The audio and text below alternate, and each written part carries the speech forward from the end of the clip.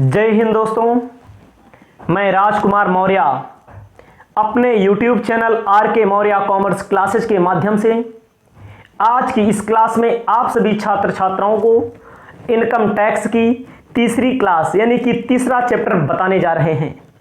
तीसरे चैप्टर का नाम है कर मुक्त आय। कर मुक्त आय किसे कहा जाता है? कर मुक्त का मतलब होता है जिस आय पर कर ना लगाया जाए उसे कर मुक्त आय कहते हैं। अगर आपके पेपर में आपसे पूछता है कर मुक्त आय से आशय, अकेले आशय पूछेगा तो 5 नंबर का प्रश्न पूछेगा। अगर कर मुक्त से आशय और किन्हीं 10 या 15 कर मुक्त आयों के बारे में पूछेगा तो प्रश्न 15 नंबर का भी हो सकता है, 10 नंबर का भी हो सकता है, और जिस विश्वविद्यालय में 20 नंबर का पूछा जाता होगा वहां पर 20 नंबर का भी हो सकता है। वेरी इंपॉर्टेंट क्वेश्चन है कर मुक्त आय। आपके पेपर में मान के चलिएगा आया हुआ है 99%।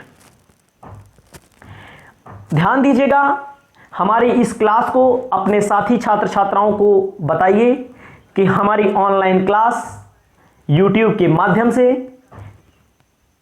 चलाई जा रही है, जिस पर इनकम टैक्स की फीस 1000 रुपया है। अगर कोई स्टूडेंट ज्वाइन करना चाहता है तो ज्वाइन कर ले। आप लोग हमारी इस पहल को मजबूती दीजिए ताकि ऑनलाइन शिक्षा के क्षेत्र में एक नया मुकाम कॉमर्स के क्षेत्र में हासिल कर सकें। तो आप अपनी कॉपी में हेडिंग डालिए कर मुक्त आय। कर मुक्त आय से आशय आपको लिखना है आयकर अधिनियम, आयकर अधिनियम के अनुसार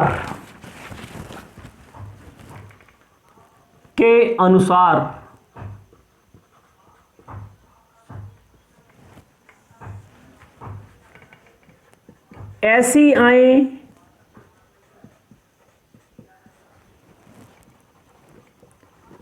जिन पर कोई कर नहीं लगता है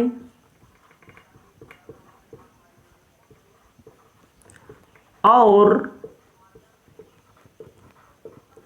ना तो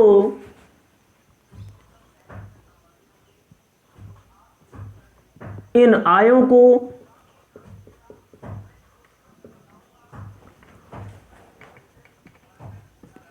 करदाता की कुल आय में जोड़ा जाता है।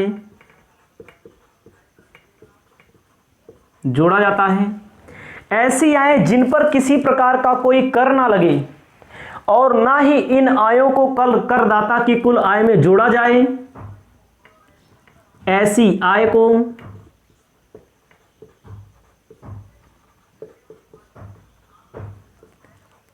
कर मुक्त आय कहते हैं। प्रिय छात्र छात्राओं, क्या बता रहे हैं हम? कर मुक्त आय किसे कहते हैं? ऐसी आय जिन पर किसी भी प्रकार का कोई कर ना लगे, ना ही करदाता की कुल आय में इनको जोड़ा जाए। कुल आय बताया था, 5 शीर्षकों की आय को जोड़ते हैं, धारा 80C से 80U की कटौती घटाते हैं और ऐसी आय को कर मुक्त आय कहते हैं। कुल आय किसे कहते हैं? हमने आपको बताया है, पहला इनकम फ्रॉम सैलरी, दूसरा इनकम फ्रॉम हाउस प्रॉपर्टी, तीसरा बिजनेस प्रोफेशन, चौथा कैपिटल गेन, पांचवां अदर सोर्सेस। पांचों की इनकम को जोड़ लेते हैं तो ग्रास टोटल इनकम आता है। इसी में से 80C से 80U कटौती घटा लेते हैं तो टोटल इनकम आता है। आपको मालूम होगा, हमने शुरू में बता दिया है आपको। तो ऐसी कोई आय जो इन हेडों में किसी भी, इन शीर्षकों में किसी भी शीर्षक में ना जाए, ना तो उस पर कर लगाया जाए किसी प्रकार का, ऐसी आय को कर मुक्त आय कहते हैं। इतना आपका जवाब होगा बस। तो आपको अब हम आगे बता रहे हैं कर मुक्त आय के प्रकार। कर मुक्त आय कितने प्रकार की होती है? कर मुक्त आय कितने प्रकार की होती है, इसको आप लोग लिख लीजिएगा। इस हमारी बुक में दिया है कर मुक्त आय 4 प्रकार की होती है। पहला आपको लिखना है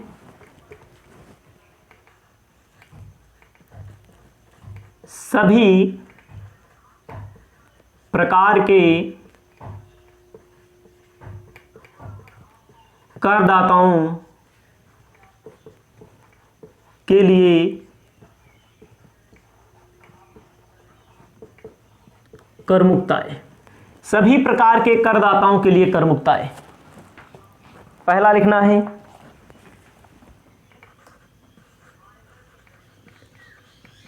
कृषि आय। कृषि आय जो होती है सभी प्रकार के करदाताओं के लिए कर मुक्त होती है।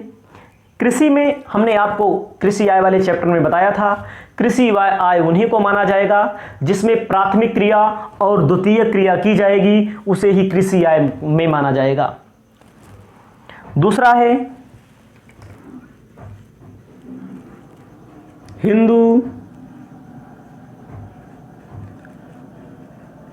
अविभाजित परिवार से प्राप्त आय।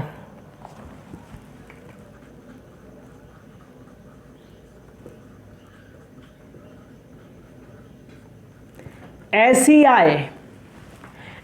आय जो हिंदू अविभाजित परिवार से प्राप्त हो। कहा है,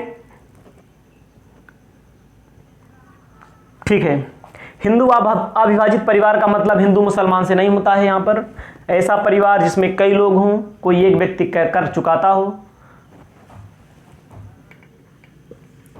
तीसरा लिखना है आपको साझेदारी फर्म की आय में साझेदार का भाग। साझेदारी फर्म की आय में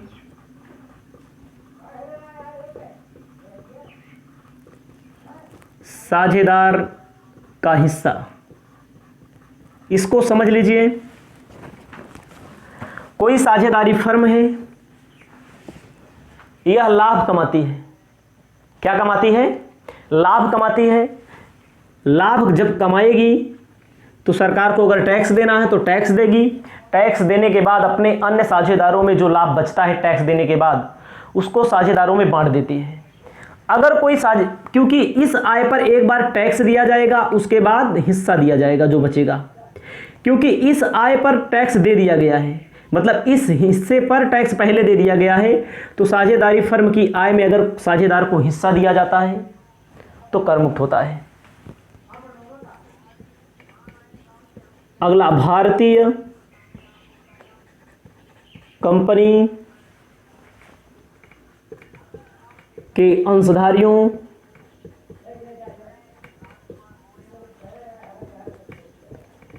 को लाभांश। भारतीय कंपनी के अंशधारियों को लाभांश। कंपनी लाभ कमाएगी, लाभ कमाने के बाद टैक्स देती है, टैक्स देने के बाद जो बचता है रिजर्व वगैरह करने के बाद अपने अंशधारियों को लाभांश देती है। जब लाभ हुआ था, लाभ होने के बाद सरकार को टैक्स दे दिया गया। एक ही आय पर 2 बार टैक्स थोड़ी ना देंगे।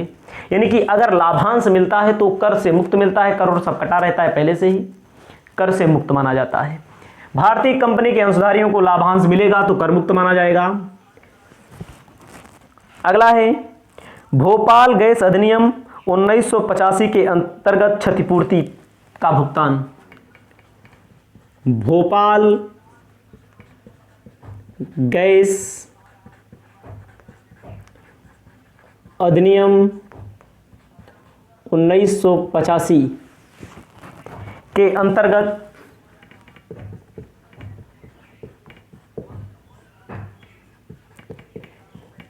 क्षतिपूर्ति का भुगतान। मित्रों यहां पर ध्यान दीजिएगा, भोपाल में गैस का बोलते हैं, गैस हुआ था, गैस का रिसाव हुआ था और उसमें बहुत से लोग मारे गए थे। उनके पीड़ितों को, जो घायल हुए थे, पीड़ितों को जो मारे गए थे, उनको अगर क्षतिपूर्ति दी गई, अगर कोई प्राकृतिक आपदा तगड़ी आ गई, बहुत तगड़ी आपदा आ जाती है, अगर कोई क्षतिपूर्ति का भुगतान किया जाता है तो सरकार उस पर टैक्स नहीं लेती है। इस चीज़ को आपको ध्यान देना है। ये चीज़ आपको मिली थी भोपाल गैस अधिनियम 1985 के अंतर्गत मिला था। ऐसे ही आपको सिलेक्टेड बताएंगे जो सभी प्रकार के करदाताओं के लिए कर मुक्त हैं, जो आपको याद हो सकें। ऐसे नहीं, किताब में बहुत दिए हैं, पूरा नहीं लिखाएंगे, इसको ध्यान दीजिएगा। अगला इसी से संबंधित छठा है महाविनाश के कारण प्राप्त क्षतिपूर्ति। अगर कोई महाविनाश हो जाता है तो उसके कारण भी अगर कोई क्षतिपूर्ति प्राप्त होती है तो भी कर मुक्त होगा। भूकंप जैसे आ जाए, बाढ़ आ जाए, बहुत बड़ी आपदा में। जीवन बीमा से प्राप्त रकम, जीवन बीमा से प्राप्त रकम। अगर किसी व्यक्ति को हमने जीवन बीमा कोई करवाया है लाइफ इंश्योरेंस कंपनी में, यानी LIC में, अन्य कोई कंपनियां, बहुत सी कंपनियां हैं जो जीवन बीमा का काम करती हैं, किस्त जमा करते हैं। एक टाइम ऐसा आता है कि किस्त का समय पूरा हो जाता है और हमारा पैसा हमें रिटर्न मिलता है, तो उस पर अगर पैसा मिल रहा है तो उस पर टैक्स नहीं लगेगा। अगला है सार्वजनिक भविष्य निधि। सार्वजनिक भविष्य निधि से प्राप्त, सार्वजनिक भविष्य निधि से प्राप्त राशि। अगर कोई पब्लिक प्रोविडेंट फंड बनाया गया है, प्रोविडेंट फंड क्या होता है इसको भी समझ लीजिए, भविष्य निधि होती क्या है, आगे मिलेगा बहुत तगड़ा समझने में, सैलरी वाले चैप्टर में आपको। एक फंड बना दिया जाता है कर्मचारी के नाम का, जिसमें कर्मचारी भी पैसा डालता है और कर्मचारी का मालिक भी पैसा डालता है। एक समय ऐसा आ जाता है, मतलब कि इसमें दोनों लोग पैसा डालते हैं, पैसा इकट्ठा हो जाता है। अगर कर्मचारी को सार्वजनिक भविष्य निधि का पैसा इकट्ठा मिल जाता है तो उस पर टैक्स नहीं लगाया जाता है, कर मुक्त है। अगला है 9वां नंबर, सुकन्या समृद्धि खाते। सुकन्या समृद्धि खाते में से भुगतान। सुकन्या समृद्धि खाते से भुगतान। सुकन्या समृद्धि खाता होता है जो लड़कियों के लिए खुलवाया जाता है। अगर इसका पैसा पूरा हो गया है, टाइम पूरा हो गया है, इस पर आपको पैसा मिल रहा है तो इस पर टैक्स नहीं लगेगा। अगला है, लिखे बहुत हैं लेकिन आपको केवल 15 तक हम बताएंगे जो आपकी पेपर की दृष्टि से महत्वपूर्ण है। छात्रवृत्तियां।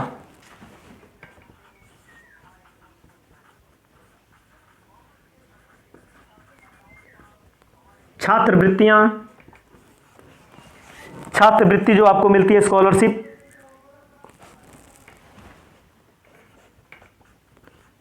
सांसदों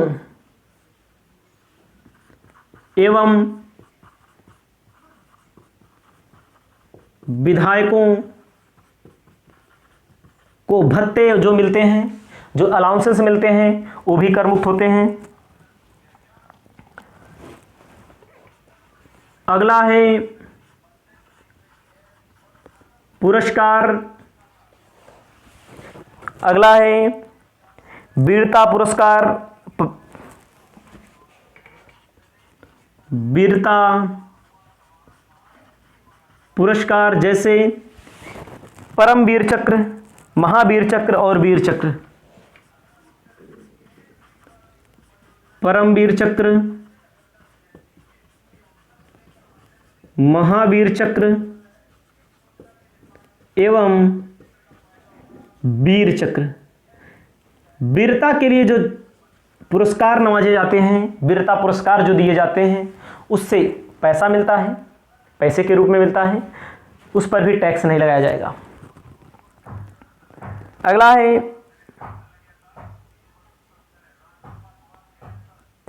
कह रहा है किसी महल का वार्षिक मूल्य।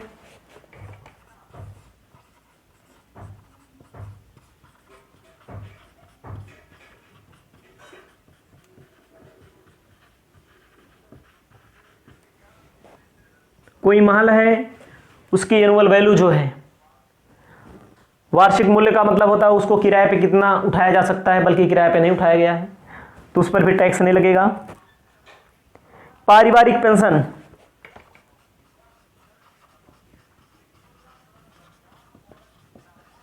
पारिवारिक पेंशन परिवार को चलाने के लिए मिलती है, जैसे विधवा पेंशन, ठीक है, विधवा पेंशन जैसे मिलती है। तो अगर किसी को विधवा पेंशन मिलती है तो उस पर भी टैक्स नहीं लगाया जाता है। इतना लिख लीजिए। अभी इसी में और आगे बता देते हैं, हमने 15 कहा था तो उसको थोड़ा और बढ़ा देते हैं ताकि आपको याद हो सके। आप इन सभी को लिख लीजिए।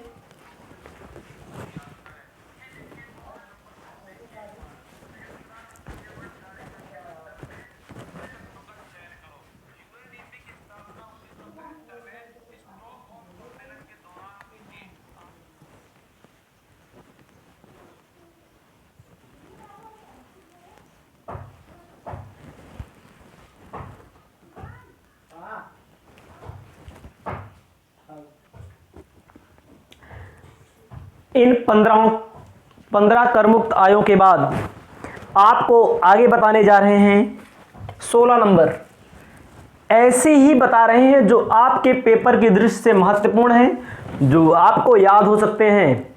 ये सब आप सुने सुनाए हैं लगभग सभी आपको, जो आपके पेपर की दृष्टि से महत्वपूर्ण है। बाकी आपकी किताब में तो पूरा दिया ही है सब।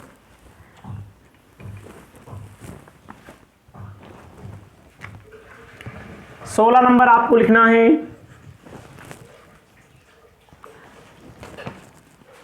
चाय बोर्ड से प्राप्त सहायता।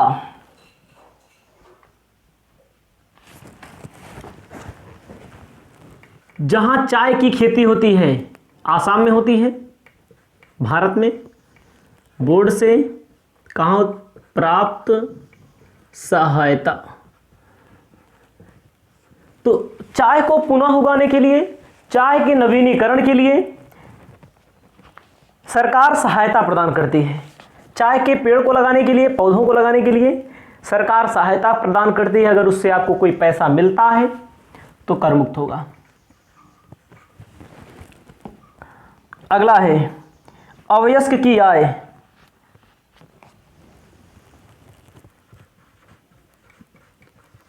अवयस्क की आय, अवयस्क का मतलब जिसकी उम्र 18 साल से कम हो, उसे माइनर यानी अवयस्क कहते हैं।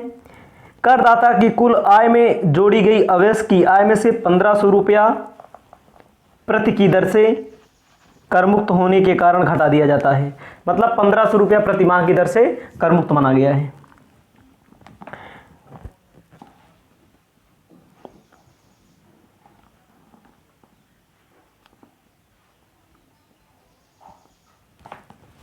आगे हैं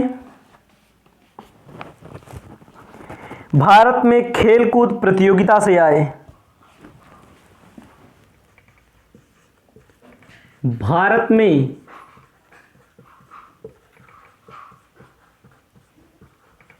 खेलकूद प्रतियोगिता से आए।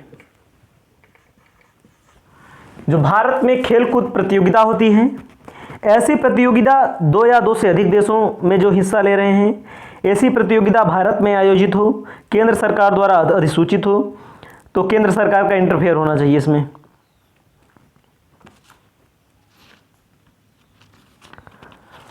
अब आगे है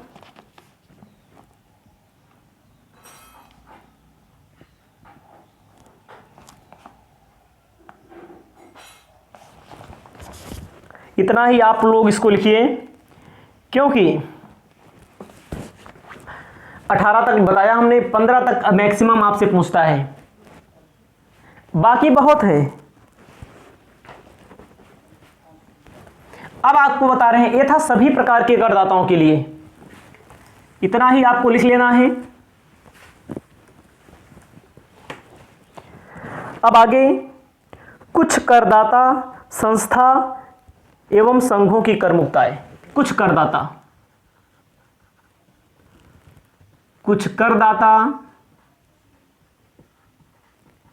संघों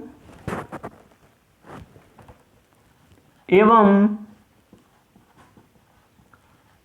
संस्था की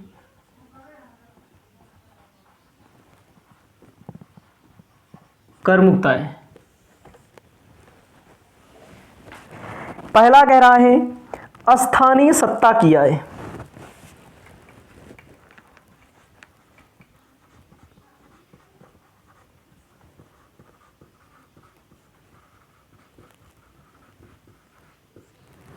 जो स्थानीय सत्ता होती है, जैसे ग्राम पंचायत,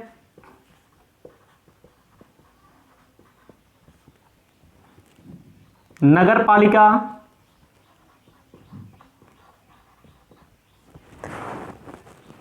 नगर समिति,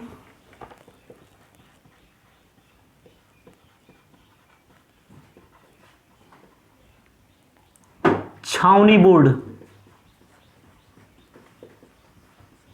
यहां की जो आय होती हैं उसे स्थानीय सत्ता की आय कहा जाता है। ये सभी आय करमुक्त हैं। ये आय कहां से प्राप्त करते हैं? गृह कर की वसूली करते हैं। कहां से प्राप्त करते हैं? गृह कर की वसूली करते हैं।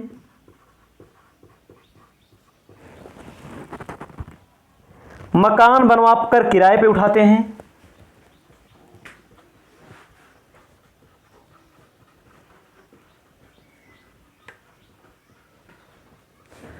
मकान बनवाकर किराए पे उठाते हैं।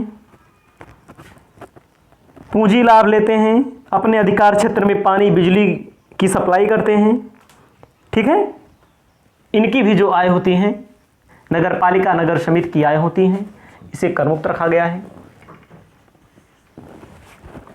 दूसरा है वैज्ञानिक अनुसंधान संघ की आय। वैज्ञानिक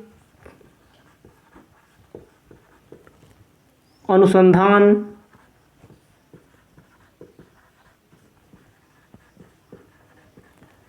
संघ की आय। वैज्ञानिक अनुसंधान संघ का मतलब जहां रिसर्च करते हैं वैज्ञानिक लोग, अगर इनको पैसा प्राप्त होता है तो इनको कोई टैक्स नहीं देना पड़ता, बशर्ते नियम है अनुसंधान संघ जो होता है केंद्र सरकार द्वारा अनुमोदित होना चाहिए, निर्धारित उद्देश्यों के लिए होना चाहिए, उद्देश्यों को प्राप्त करने के लिए व्यापार अथवा पेशा होना चाहिए। हो गया। अगला है समाचार एजेंसियों की आय।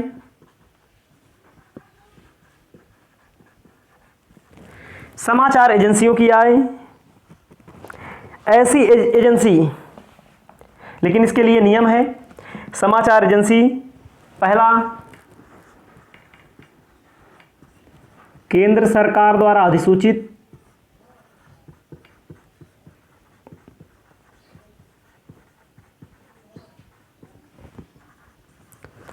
दूसरा, भारत में स्थापित,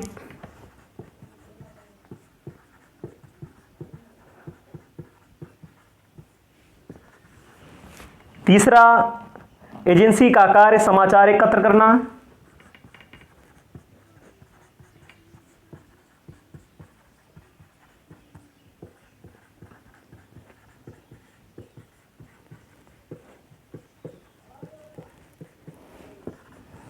चौथा, एकत्र करना, वितरण एवं प्रसारण भी करना होता है।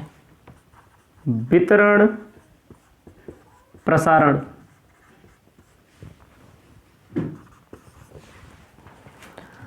चौथा है एजेंसी की आय, वितरण, इतना लिख लीजिए बस 3 नंबर में। अगला है सेनाओं के रेजिमेंट फंड की आय। चौथा नंबर आपको लिखना है सेनाओं के रेजिमेंट फंड की आय। 5वां नंबर कर्मचारियों के लिए स्थापित, अगला है कर्मचारियों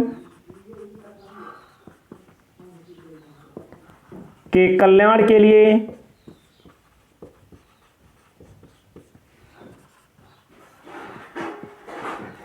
स्थापित कोषों की आय। अगर कर्मचारियों के कल्याण के लिए कोई स्थापित कोष किया गया है, कोई फंड बनाया गया है, उससे जो आय होगी वह कर मुक्त रखी जाएगी। अगला है भारतीय जीवन बीमा निगम के कोष की आय।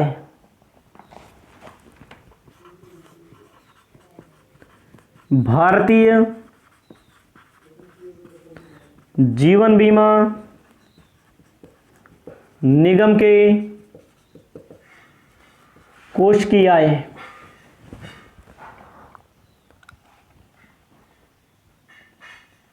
खादी एवं अगला है खादी एवं ग्रामोद्योग संघ की आय। 7वां खादी एवं ग्रामोद्योग संघ की आय। इतना लिख लीजिए भी।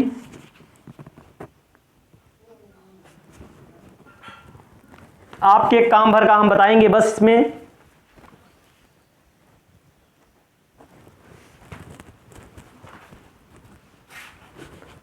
आठवां नंबर वैधानिक सत्ता की आय।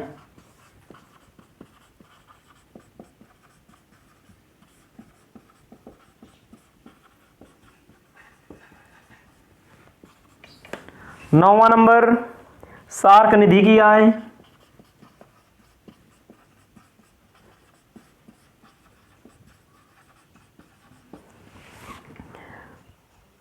10वां नंबर प्रसार भारती की आय।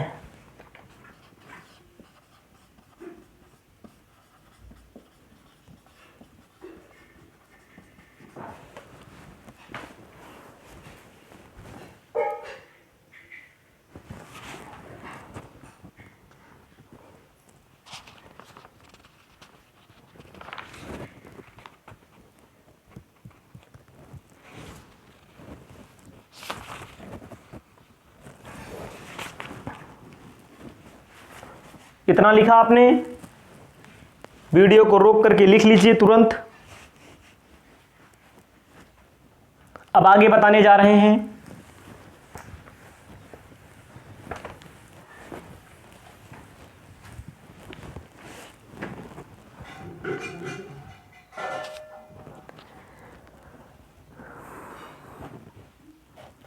आगे आपको लिखना है राष्ट्रीय कोषों की आय।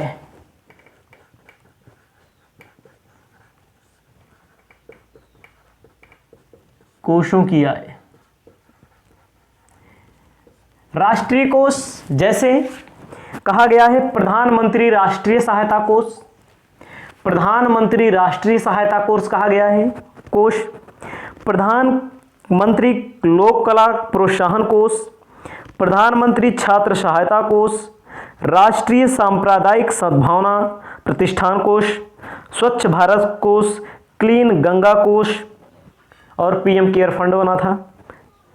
विश्वविद्यालय एवं शिक्षण संस्थाओं से संबंधित जो कोष बनाए जाते हैं उसको भी शामिल किया जाता है। जो राष्ट्रीय कोष हैं प्रधानमंत्री कोष, बताया हमने, पीएम केयर फंड, कल्याण कोष, जितने भी होते हैं सभी से में आते हैं, इसको लिख लेना है आपको। अगला है पारस्परिक कोषों की आय।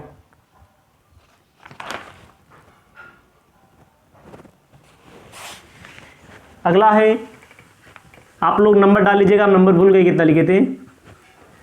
पारस्परिक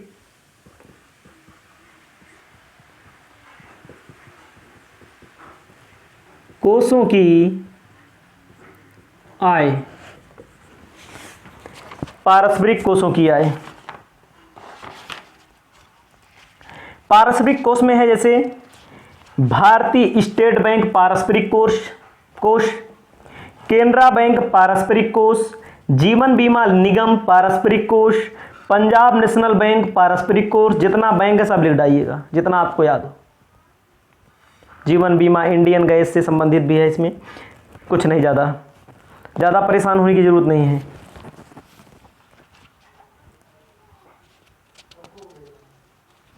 अगला है भविष्य निधियों की आय। भविष्य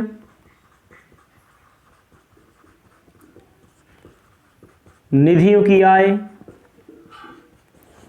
अगला है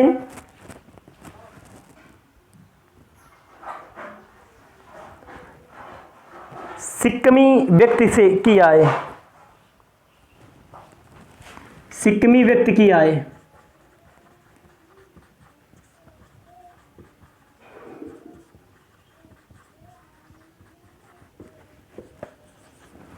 अगला है कृषि उत्पाद क्रय विक्रय समिति की आय। कृषि उत्पाद क्रय विक्रय समिति की आय। भूतपूर्व सैनिकों के निगम की आय।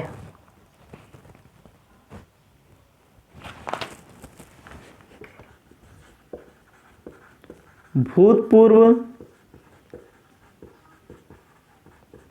सैनिकों के निगम की आय। इतना आपको लिखना है कुछ संस्थाओं के लिए कर मुक्त आयों में।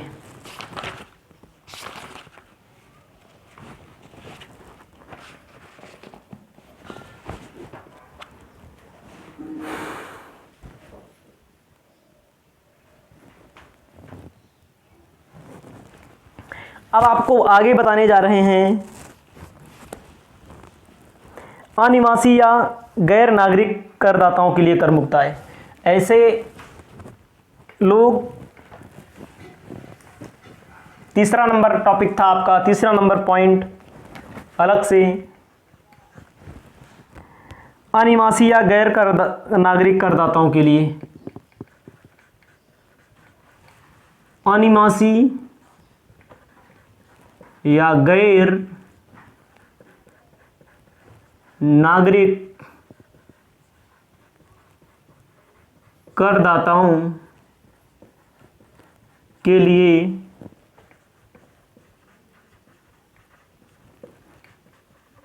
कर मुक्त आय। प्रतिभूतियों पर प्राप्त ब्याज से आय। पहला है प्रतिभूतियों पर प्राप्त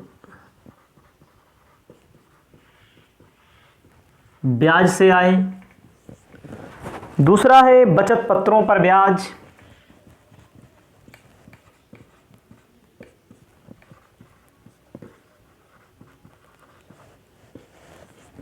तीसरा है विदेशी जहाज पर नौकरी से प्राप्त वेतन।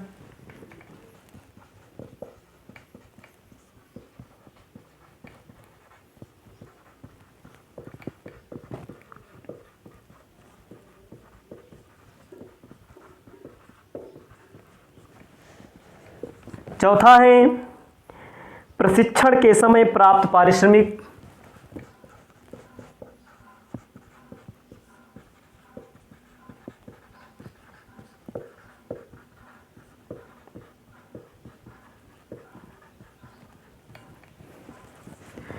पांचवा है भारत के बाहर दिए गए भत्ते।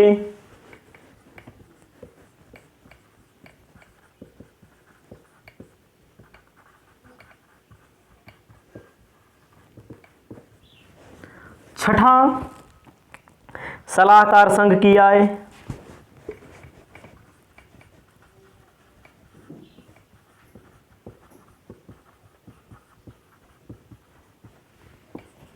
सातवां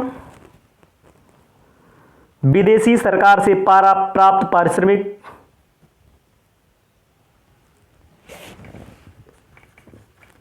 विदेशी